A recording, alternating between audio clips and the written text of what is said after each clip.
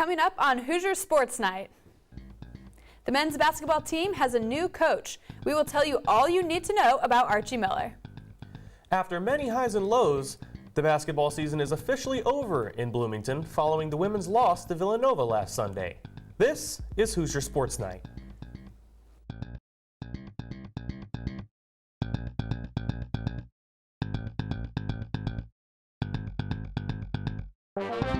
From Franklin Hall, on the campus of Indiana University, you're watching Hoosier Sports Night. Hello and welcome to Hoosier Sports Night. I'm Austin Machicardi. And I'm Lydia Knoll. There were a lot of events this past weekend, but not one any bigger than the news that came from the men's basketball team. After just 1 week of coach hunting, athletic director Fred Glass announced the hiring of Archie Miller as the next head coach for the men's basketball team. Archie Miller comes to Bloomington after coaching the Dayton Flyers for 6 years. In those 6 years, Miller successfully took the team to the NCAA tournament 4 years in a row, once making it to the Elite Eight. This past season, his team won their first outright Atlantic 10 regular season title in school history. Fred Glass announced the hire of Archie Miller, saying, quote, "The more I learned about him, the more convinced I became that he is the coach we need to meet our high expectations for many years to come.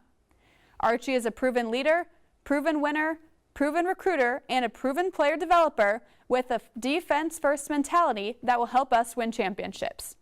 End quote.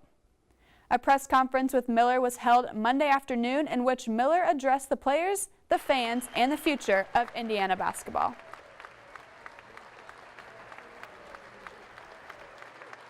Ladies and gentlemen, it's my great honor and pleasure for the first time ever to introduce to you the new head men's basketball coach at Indiana University, Archie Miller. My family and I, Morgan and Lee, are honored and excited to represent Indiana University in what we consider now one of the finest basketball traditions in all of college basketball. Pursue relentlessly a competitive edge in all that you do in our program, and focus on team goals more than individual goals. Know your role on our team and take great pride in it. The main goal will happen, which is to make this great state, all of our alums, our former players, this university, and everyone who's growing up in the state of Indiana very, very proud, because the expectations are set high and they're achievable. And I wouldn't be here if I didn't believe that. And lasting impression here was 9 years ago in Coach Crane's first year when things weren't off to a good start. You know, he had inherited something that wasn't, very easy to take over. I remember being in here and feeling the power of this building on that team. And I left saying, well, I wonder what it's like in there when they're really good. Hoosier fans welcome Archie Miller and his family to Bloomington and look forward to what's in store for the years to come. The Indiana women's basketball team took the floor last Sunday looking to secure a place in the Final Four of the women's NIT. Our Jordan Burrows was there to catch the action. 23 wins, the most in program history. Now an empty Assembly Hall will have to wait for another season. The Indiana women's basketball team had their season come to an end last week in the quarterfinals of the NIT. A season filled with a lot of positives sparked the Hoosiers' offense. This Indiana team averaged 75 points per game and were draining threes all season long, 216 to be exact. 3 Hoosiers are now a part of the 1,000-point club: Amanda Cahill, Tyra Buss, and Alexis Gassian. The players on this Hoosier team are proud of how their season went, but were wishing they could have made a run in the NCAA tournament. 5 seniors will be departing this team, and junior guard Tyra Buss and head coach Terry Morin discussed the impact the seniors had on this team. It's just been so much fun playing with the seniors, and I wish them nothing but the best going forward, and I know they're going to be really successful, and they had a really awesome career at Indiana. It's sorry to see those seniors have to leave, but we have 5 freshmen that we're really looking forward to, getting to Bloomington and continuing what we've started here, and that's the start or the make of a really sound, solid, exciting women's basketball program. The women's basketball team will be having their season-ending meetings this week and will be back in action before we know it. For IUS TV Sports, I'm Jordan Burrows. With this historic season coming to a close for the Indiana women, many are looking forward to what they can accomplish next year. The IU softball team opened Big Ten play this past weekend, hosting Rutgers in a 3-game series. Kaylee Rodell was at Andy Moore Field to catch all the action. On Friday, in Game 1 of the doubleheader, the Hoosiers came out strong, holding Rutgers scoreless in the first 4 innings while putting up 5 runs of their own. Indiana cruised to a 9-2 victory to close out their first Big Ten appearance. The Hoosiers' performance only grew stronger from there, breaking records as they buried the Scarlet Knights in Game number 2, 23-2, with the game ending after 5 innings due to the mercy rule. This is the program's most runs scored in Big Ten play since their 40-0 victory in 1978 against Danville Junior College. Indiana's bats were on fire on Friday, knocking 4 balls out of the park in the second game alone. DP Caramiga Trigos started things off with a grand slam in the first inning. After Trigos' big weekend, Coach Gardner touched on her importance to the team's success. You know, I think the success for our team is Karami is in a position where she's a DP, and quite frankly, that's her role. Her role is to hit in runs, and you know, her performance yesterday was phenomenal, and today she did some good things, crushed the ball. Unfortunately, had, you know, the last ball she hit, she drilled it, but it was right at someone. But you know, I think for moving forward, her being successful at the plate is going to help us be successful as a team. IU couldn't carry that same momentum into Saturday as they dropped the final game of the weekend 7-5. The team won't return to Andy Moore Field until April 11th when they play in-state rival Purdue in a doubleheader. For IUS TV Sports, I'm Kaylee Rodell. The Hoosiers hit the road for the next 7 games, which includes a 3-game series in State College against Penn State. The IU baseball team looked to bring out the brooms Sunday as they closed out their series on the road against Northwestern. Both teams started the game hot at the plate, scoring 3 runs apiece in the first 2 innings. Indiana took control of the game in the top of the 4th when Craig Didolo hit an RBI single to right field.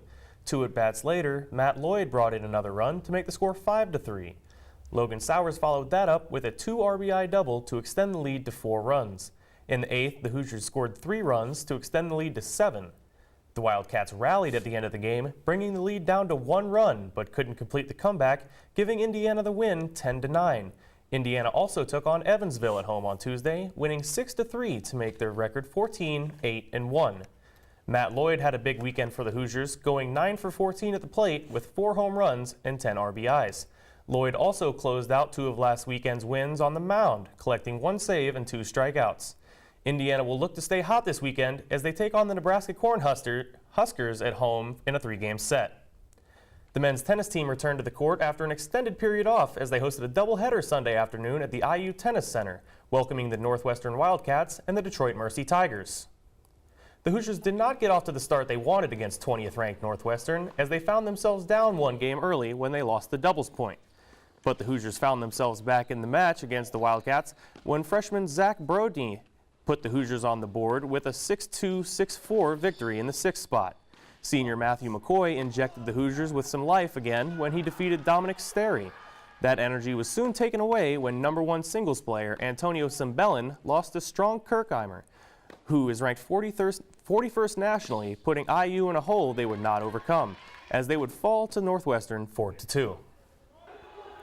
A motivated Hoosiers team then rebounded in a strong way in the second game of Sunday's doubleheader against Detroit Mercy. The Hoosiers won 2 games in doubles handedly as Zach Brodny and fellow freshman Bennett Crane dominated spot 2 with the score of 6-2 to start things off. Over on court 1, Kevon Trebizzi and Antonio Cimbellin lost a tight one, 6-4, after several controversial calls cost them the second set. Payam Amadi and Oliver Seck edged out a victory on spot 3 in a tiebreaker, winning 7-6 to give IU the doubles point. In singles, Tabrizi, Amadi, and Brodny secured wins to seal the victory for the Hoosiers. Up next, the Hoosiers host Michigan on Friday the 31st and Michigan State on Sunday, April 2nd at the IU Tennis Center. Lydia, as every day passes, the weather keeps getting better and better. It does, Austin. The weather has been beautiful here in Bloomington, and this is definitely a great opportunity for Hoosier fans to get outside and catch some events. Here are the events that you can get to this week in order to receive Crimson Guard reward points.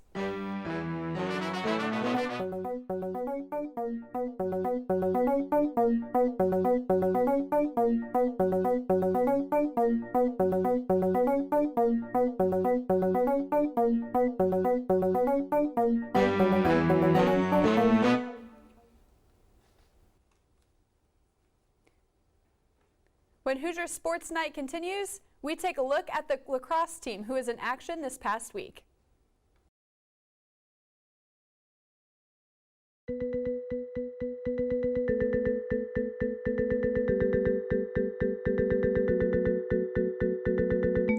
This is The Toss-Up, where we take a look at some of the topics facing the world of college sports and give a little bit of history behind some of them. We're not trying to change your mind.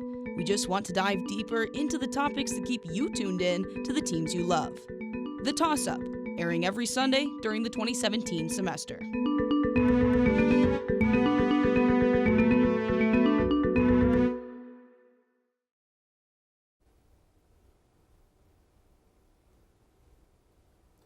The IU Club lacrosse team faced off against Davenport University this past Saturday at the Rec Sports turf fields.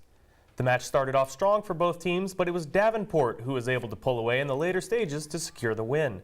Spirited performances from Indiana's Adam Grooms, Ben Hansen, and Cormac Flickinger, all with 2 goals each, kept the Hoosiers within striking distance throughout the match. The Hoosiers trailed the Panthers by a score of 7-5 at halftime before the rain started falling. With play continuing through the downpour, IU fell behind and wasn't able to find their footing, eventually falling to Davenport 13-9 behind hat tricks from 3 separate Panther players.